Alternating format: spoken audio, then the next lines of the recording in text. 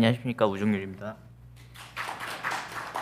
네, 방금 그 임동순 교수님께서 화석 연료 에너지라고 하는 것은 기후 악당이다, 그리고 페이징 아웃되고 있다라고 말씀해 주셨는데요. 재생에너지 같은 경우에는 간단하게 말씀드리면 라이징 스타다. 하지만 최근에 굉장한 위기를 겪고 있는 라이징 스타다라고 말씀드릴 수 있을 것 같습니다. 그래서 오늘 제가 발표드릴 내용은 지금 재생에너지로의 전환 과정에 있는데 주요 이슈는 무엇이고 무엇이 과제인지에 대해서 간단하게 설명드리도록 하겠습니다.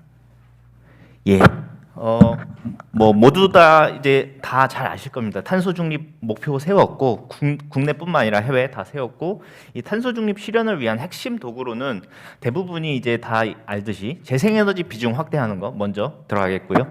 다음으로는 최종 에너지 소비, 예를 들어서 이제 교통 부문 같은 거, 휘발유차를 타는 것을 전기차로 바꾸는 그런 전기화가 필요하다라는 것이 두 번째가 되겠습니다. 세 번째로는 에너지 효율 향상하는 것이 중요하다가 되겠고요. 그리고 마지막으로는 수소, 그리고 빠졌지만 CCUS 같은 신기술들이 도입이 필요하다라고 보시면 될 것 같습니다. 국제 재생에너지 기구 아레나에서는 이 글로벌 2050년에 탄소 중립을 우리가 하려면은 어떤 도구들을 활용해야 되고 그 도구들의 그 역할은 어느 정도 되는지를 이렇게 분석한 결과가 있는데요. 보시면 아시겠지만 재생에너지가 재생에너지 확대가 가장 큰 역할을 할 것이다. 그 다음에 에너지 효율 향상이 그 다음으로 중요한 역할을 할 것이다. 다음으로는 전기화, 최종 에너지 부문의 전기화가 중요하게 작동할 것이다. 그리고 수소, CCUS 같은 기술들이 굉장히 중요하게 역할을 해야 된다라고 이렇게 얘기를 하고 있습니다. 우리나라도 2050년 탄소 중립 목표를 세웠죠. 그리고 그 계획 자세히 보시면 2050년에 그 시나리오를 세웠을 때 2050년에 우리가 재생에너지 비중을 한 50%에서 70%까지 가져가야 된다는 시나리오를 세웠고, 그리고 여기와 연동해서 친환경차를 2050년까지 한 76%에서 97%라고 목표를 세웠습니다. 이거 외에도 에너지 효율, CCUS 등등 수소과 관련된 여러 가지 시나리오 목표들을 세웠는데요. 지금 30년 재생에너지 비율 목표라고 하는 것이 지금 계속 바뀌고 있지만 아직까지 2050년 탄소 중립 목표는 그대로 유지가 되고 있다라고 생각해 주시면 될 것 같습니다. 예, 그렇다면 왜 재생에너지라고 하는 것이 탄소 중립을 하는데 굉장히 중요하냐라고 말하자면, 일단 기본적으로 이 재생에너지라고 하는 것은 전주기적 관점에서 봤을 때, 즉 자원 채굴에서부터 사용까지 그 전체 주기에서 나오는 탄소 배출량을 봤을 때 우리가 가진 지금 전력 생산 기술 중에서는 그래도 가장 온실가스 배출이 적은 기술 중에 하나다라고 보시면 될 것 같습니다. 이 아래 왼쪽 표를 보시면은 이제 발전 기술별로 전주기 온실가스 배출량이라고 보시면 될 것 같은데요. 물론 원자력 발전도 낮지만 이제 재생에너지, 태양광과 풍력이 굉장히 탄소 배출량이 적은 그런 기술이다라고 보시면 될 것 같습니다. 그리고 우리가 일반적으로 전기차를 확대해야 된다라고 하는데, 그냥 확대하는 게 아니라 먼저 재생에너지 비중을 확대해서 우리의 이 전기차에 들어가는 전기의 전력 생산 믹스를 바꿔주고, 그 다음에 전기차를 확대해야만 우리가 원하는 그런 탄소 감축 효과를 볼 수가 있습니다. 이 아래 오른쪽 표를 보시면은 우리가 자동차 1km를 주행할 때 나오는 CO2 배출량이다. 그리고 각각 다른 원료를 썼을 때 얼마만큼 나오는지를 보시면요. 일단 휘발유를 썼을 때는 요만큼 나오는데 석탄으로 생산된 전기차를 탄다? 그럼 오히려 더 CO2는 더 많이 배출될 것입니다. 그렇기 때문에 우리가 기본적으로 전기차를 그냥 확대하는 게 아니라 기본적으로 우리가 쓰는 이 전력 생산 믹스를 친환경적으로 바꾼 다음에 전기차를 확대를 해야 된다라고 보시면 될 것 같습니다. 네. 그래서 결국에는 궁극적으로는 우리가 이 탄소 중립 시대에는 지금 현재 중앙 집중형 화석 에너지 시스템이다. 즉 중앙에서 대량으로 화석 연료를 이용해서 대량으로 전기 생산한 다음에 배분하는 시스템인데요. 이게 앞으로는 재생에너지로 분산화돼서 전력을 생산한 다음에 그 다음에 이것을 공유하는 형태로 우리가 가야 된다. 그렇기 때문에 재생 에너지원들이 점점 분산이 되는 상황이고요. 그렇기 때문에 이 스마트 그리드의 역할이 상당히 중요합니다. 이 산재되어 있는 재생 에너지원들을 어떻게 효율적으로 관리를 하고 우리가 필요한 시간대 이것들을 사용할 수 있겠느냐. 그거는 그래서 스마트 그리드가 점점 중요해지는 것이다. IT 기술이 점점 중요해지는 것이다라고 생각해 주시면 될 것 같습니다. 탄소 중립에 대한 우리 에너지 시스템의 산업 이미지는 굉장히 여러 가지들이 있긴 한데요. 일본 경제 산업성에서 만든 이 탄소 중립 산업 이미지가 굉장히 괜찮은 것 같아서 한번 가져와봤습니다. 한번 참고하면 좋으실 것 같은데요. 기본적으로 여기서 얘기하는 것도 먼저 전기를 탈탄소화해서 친환경적으로 생산하고, 그리고 산업 부문, 수송 부문을 전기화를 하는 것이 중요하다. 그리고 수소는 발전, 산업, 운수 이런 곳에서 아주 에너지를 저장하는 키 테크놀로지로서 우리가 활용을 해야 된다. 그리고 CO2는 완전히 없앨 수는 없지만 나오는 CO2를 우리가 잘 포집을 해서 땅에 묻던지 해서 우리가 CO2 배출량을 최소화해야 된다라고 하는 것이 우리 미래 에너지 시스템 상이라고 보시면 될 것 같습니다. 예, 그렇다면 이렇게 재생 에너지 중요하다고 하는데 지금 현황을 한번 간단하게 좀 설명드리도록 하겠습니다. 지금 다들 아시다시피 전 세계적으로 재생에너지로의 전환을 위해서 각국이 진짜 노력을 하고 있습니다. 그래서 태양광, 풍력에 대한 투자, 발전 소비가 빠르게 증가하고 있는데요. 이 아래 왼쪽 그래프를 보시면은 신규 추가 발전 용량입니다. 각 연도별로 2011년부터 2021년까지 있습니다. 보시면 아시겠지만 이미 7년 전에 재생에너지가 화석연료, 원자력 신규 발전 용량을 이미 넘어섰고 2021년에는 거의 신규 발전 설비의 84%가 재생에너지라고 보시면 될 것 같습니다. 그만큼 빠르게 증가를 하고 있습니다. 또 이 빠르게 증가하는 이 재생에너지 발전 용량 중에 대부분은 태양광과 풍력이라고 보시면 될 것 같습니다. 예. 그래서 이 두 가지가 아주 핵심적으로 지금 증가하고 있긴 하다라고 보시면 될 것 같습니다. 또 하나로는 이렇게 빠르게 증가하는데 가격에 대해서 한번 생각 안 해볼 수가 없을 것 같습니다. 하지만 이 그래프는 대규모 재생에너지 발전 설비에 한정된다라고 보시면 될 것 같습니다.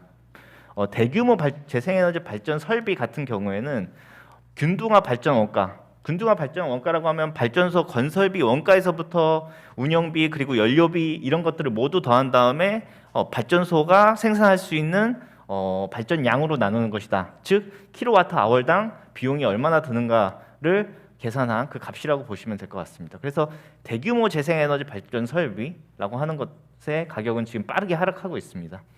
특히나 독일이나 미국 같이 대규모 재생에너지 프로젝트를 많이 하는 국가들 같은 경우에는 우리가 흔히 얘기하는 그리드 패리티를 달성했다라고 얘기합니다. 즉 화석 발전 비용보다 태양광 풍력 발전 비용이 더 낮아지고 있다라고 얘기를 하고 있고요. 이 아래 그래프를 보시면은 2000년대부터 2021년 사이에 이 단가가 얼마나 빨리 떨어지고 있는지 확인하실 수 있습니다. 다만 그리고 이 회색 레인지 같은 경우가 이제 화석연료로 전기를 생산하는 단가라고 보시면 될 것 같은데요. 일부 기술에서는 이미 떨어졌다. 다만 이게 신규 선출된 대규모 재생에너지 발전 사업에 관해서 이렇다라고 생각해 주시면 될 것 같습니다. 예, 그렇다면은 이렇게 빠르게 증가하고 있는 재생에너지인데 왜 지금 위기를 겪고 있냐에 대해서 간단하게 설명드리려고 합니다.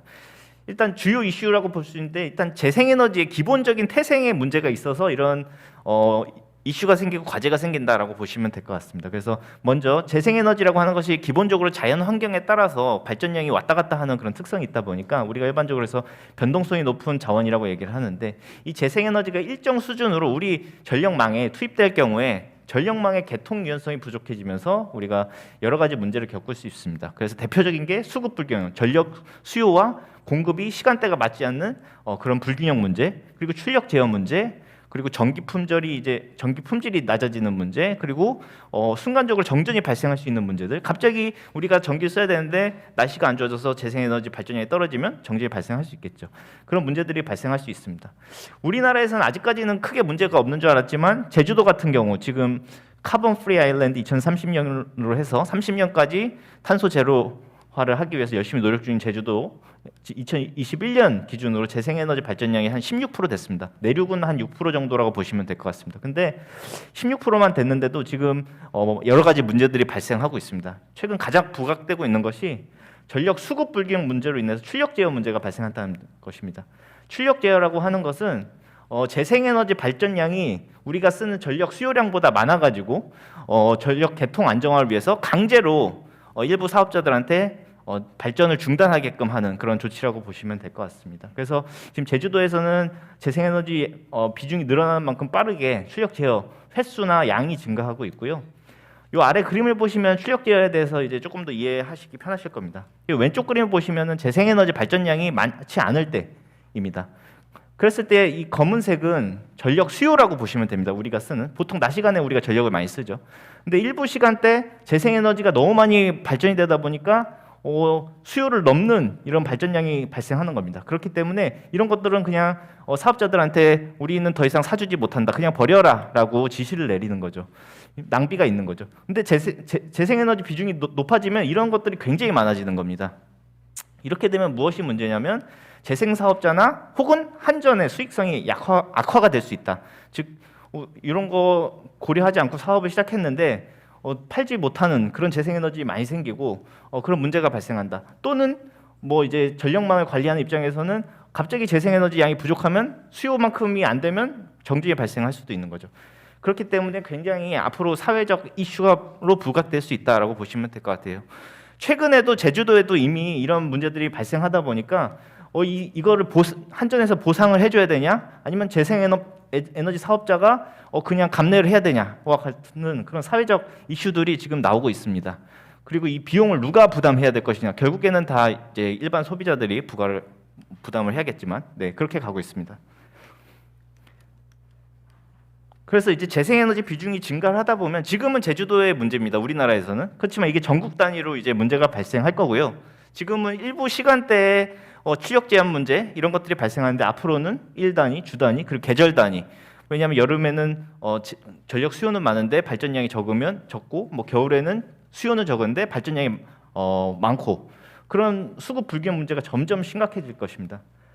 그렇기 때문에 가장 우리가 먼저 해야 될 것은 지역 간 송배정망을 보강한다. 즉 재생에너지 공급지랑 수요지랑 망을 연결해 가지고 이제 에너지 넘겨주는 그런 형태가 돼야 되겠고요. 또 하나는 에너지 저장 장치를 우리가 설치를 해서 재생에너지가 남는 시간대 그걸 저장해 놨다가 부족할 때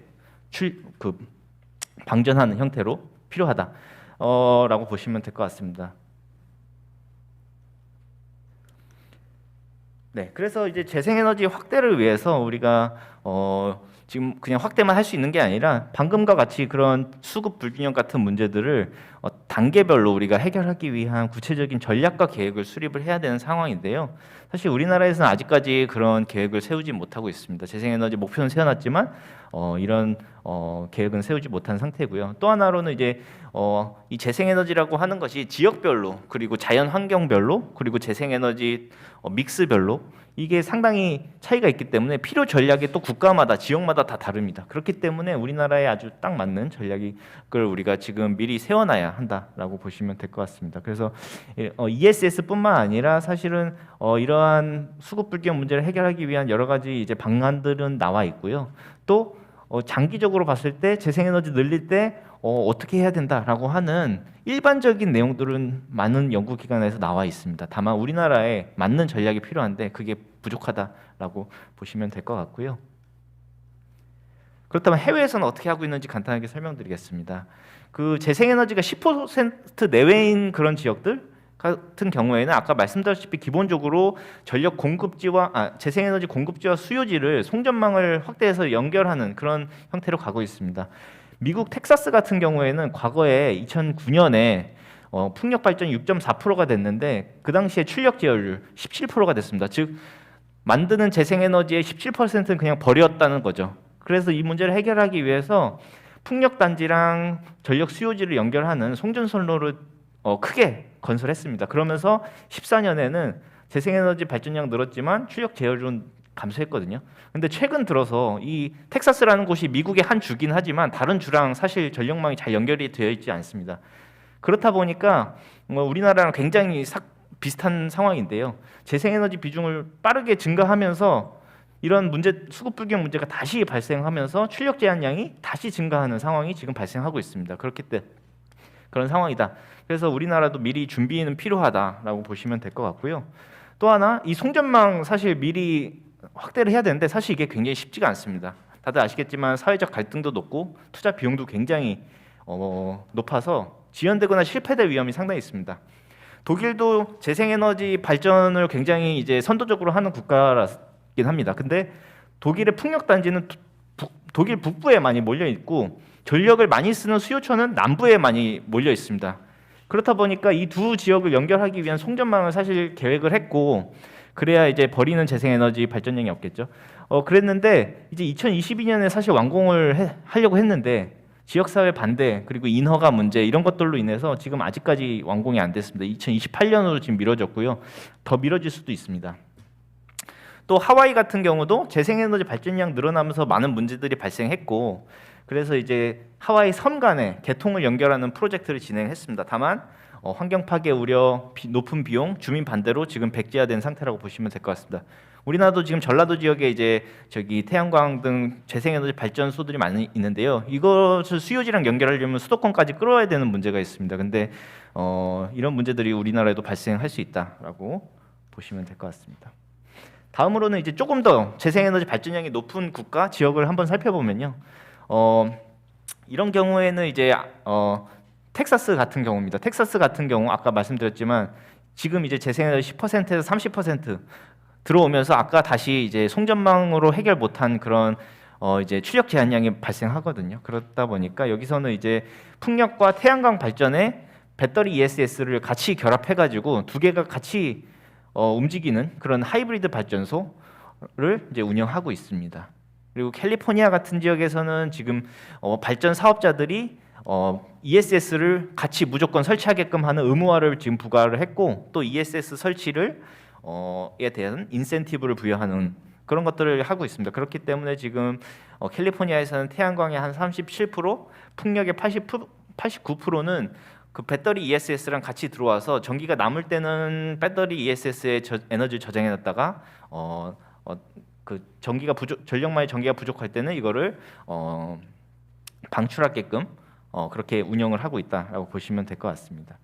예, 우리나라도 이런 것들이 도입이 좀 필요한 상황인 것 같습니다. 또 지금 재생에너지 비중이 30%가 넘는 국가는 그 유럽의 몇 국가 정도가 되는데요.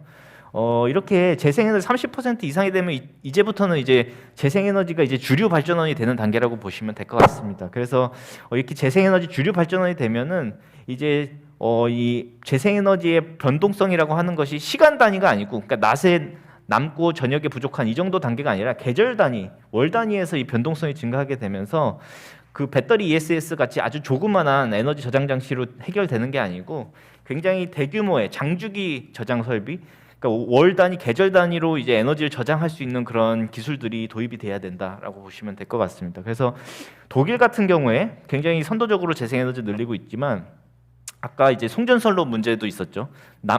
북부랑 남부를 연결해야 되는데 주민 반대로 인해서 잘 못하고 있는 이런 상황을 좀 타개하기 위해서 대규모 배터리 ESS를 설치를 하고, 또 자동차 회사, 에너지 기업들이 같이 해서 수소 관련해서 수소 플랜트, 즉 전기를 남을 때 수소 형태로 저장해놨다가 부족할 때 다시 수소해서 전기로 만드는 그런 설비들을 지금 굉장히 많이 연구를 하고 있고, 그 외에도 뭐 V2G, VPP 이런 것들을 도입하고 있는데 오늘은 여기에 대해서 설명드리지 않겠습니다. 근데 새로운 에너지 신산업을 도입해서 변동성을 해결하려고 굉장히 독일은 노력을 많이 하고 있다라고 말씀드릴 수 있을 것 같습니다.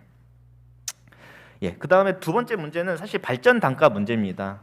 사실 아까 제가 대규모 재생에너지 발전 비용이 굉장히 빠르게 떨어지고 있다 말씀드렸는데요. 그거는 대규모 발전 사업 그리고 해외에 해당하는 내용입니다. 우리나라에서는 아직 멀었다라고 보시면 될 것 같고요. 우리나라 같은 경우에는 이제 문제를 지적하는 것이 이제 대규모로 만들어야 이제 경제성이 나오는데 국토가 좁고 토지 확보가 어렵고 주민 동의도 어렵고 그렇기 때문에 지금 규모의 경제를 갖추지 못해서 경제성이 굉장히 떨어지는 편이다라고 보시면 될 것 같습니다. 또한 뭐 토지 수용, 설계 조달, 뭐 인허가, 뭐 운영비 이런 게 다 다른 나라보다 상당히 비싸다는 평가를 많이 받고 있고요. 그렇기 때문에 이제 뭐 해외 기관에서도 우리나라도 마찬가지겠지만 뭐 2025년 발전원 LCOE, 그러니까 균등화 발전 단가 같은 경우가 태양광 풍력 같은 경우가 화력 발전을 그때도 못 따라온다라는 그런 평가들이 많습니다. 해외에서는 이제 달성했다고 하지만 우리나라는 아직 멀었다라고 말씀드릴 수 있을 것 같고요. 그렇기 때문에 이제 대형 이런 발전소들을 이제 만들 수 있는 그런 기반을 우리가 조금 마련해야 된다라고 보시면 될 것 같습니다.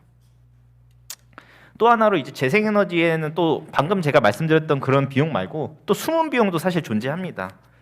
이 재생에너지라는 게 아까 말씀드렸다시피 이제 변동성이 있다 보니까 이런 것들을 우리 전력망에 수용하려면 아까 말씀드렸다시피 이제 전력망도 새롭게 깔아야 되고 또 이제 배터리 ESS 같은 그런 것도 해야 되고 그렇습니다. 그렇기 때문에 그런 비용들은 사실 우리가 지금까지는 고려를 하지 않고 있었지만 이런 것들을 고려해야 된다는 논의들이 많이 나오고 있습니다. 그래서 그냥 LCOE가 아니고 시스템 LCOE다. 그럼 여기에는 투자비, 운영비를 일반적으로 얘기하는 LCOE 더하기 이 재생에너지를 우리 망에 들여놓기 위한 그런 수용 비용까지 포함해야 된다라고 보시면 될 것 같습니다. 그래서 이건 미국 사례긴 하지만 미국에서 이 변동성 재생에너지의 수용 비용을 계산을 해봤더니 이제 전통 발전원의 수용 비용보다 한 5배에서 10배 정도 비싸다. 즉 요거는 이제 재생에너지 발전 단가의 한 20% 정도에 해당하는 비용이라고 보시면 될 것 같습니다. 그래서 20%가 더 비용이 늘어나는 것이다라고 생각하시면 될 것 같고요. 네, 그리고 이제 그 단가 문제는 여기랑도 사실 연결되어 있습니다. 사실 주민 수용성 문제가 사실 재생에너지 상당히 어려운 문제입니다. 이 재생에너지 사업, 재생에너지라고 하면 깨끗한 에너지다라는 그런 이미지가 있는데 사실 대부분의 지금 태양광 풍력 발전 사업, 특히 대규모 사업 같은 경우에는 주민 반발에 의해서 지연이 많이 되고 있습니다. 뭐 반대하는 이유는 기본적으로 뭐 소음, 저주파, 경관해선 또 그 태양광 빛 반사로 인해서 농작물이 이제 죽는다 등등 여러 가지가 있으나 제 그 근본적으로는 일단 이 신재생 에너지 발전 사업하면 이런 피해가 있는데 사실 지역 주민들한테는 도움이 되는 게 없고 수익은 외부 사업자들이 다 챙겨가는 구조가 되어 있기 때문에 그렇다라고 보시면 될 것 같습니다. 그래서 많은 지역에서 이제 반대가 진행되고 있고요. 그렇기 때문에 사실 우리가 이 재생에너지를 보급하기 위해서는 이 주민의 수용성을 높이기 위한 여러 가지 제도들이 필요한데 특히나 이제 주민 참여형이라든가 이공유형 재생에너지 발전 사업, 즉 사업을 하면은 사업자들만 챙겨가는 게 아니고 이제 주변 지역 주민들이 여기 사업에 들어와서 그 수익을 공유할 수 있는 형태의 그런 사업들이 많이 필요하다라고 보시면 될 것 같습니다. 재생에너지 선진국이라고 하는 뭐 독일, 미국, 덴마크 같은 이제 그런 선진국에서는 이미 이러한 것들이 굉장히 이제 활성화가 되어 있고요. 국내에서도 이제 몇 개 사례들이 이제 나오기 시작했습니다. 가장 대표적인 사례가 이제 태백 가덕산 풍력발전 주민 참여 사업 모델인데요. 지금 보시면 아시겠지만 태백 지역의 주민들이 이 태양광 발전, 풍력 발전 사업에 채권 투자하는 형태로 들어오고 그래서 이 사업을 통해 가지고 이익이 이제 다시 일부 이익은 다시 태백 시민들한테 돌아가는 그런 형태가 되겠습니다. 그래서 국내 육상 풍력 중에는 최초로 주민 참여형 사업이었고 이게 잘 진행이 됐는지 요 이후에 이제 더 대규모로 다른 이제 풍력 발전 사업들도 그 옆에 이제 또 들어오고 있습니다. 아무튼 이러한 이제 우리가 이제 그런 모델들이 많이 필요하다라고 보시면 될 것 같습니다. 그래서 제가 준비한 내용은 여기까지이고요. 네. 재생에너지라고 하는 것이 아까 처음에 말씀드렸지만 이제 라이징 스타다라고 말씀드렸는데 지금 상당히 위기를 겪고 있고 어려움이 겪고 있습니다. 하지만 이 탄소 중립을 가기 위해서는 지금 다른 기술 대안이 없는 상황에서 이것들을 우리가 잘 우리 전력망, 우리 사회에 잘 이렇게 민글될 수 있도록 하는 노력들이 많이 필요할 것 같습니다. 그럼 경청해 주셔서 감사합니다. 예. 네, 우종류 교수님의 훌륭한 강연 잘 들었습니다. 감사합니다.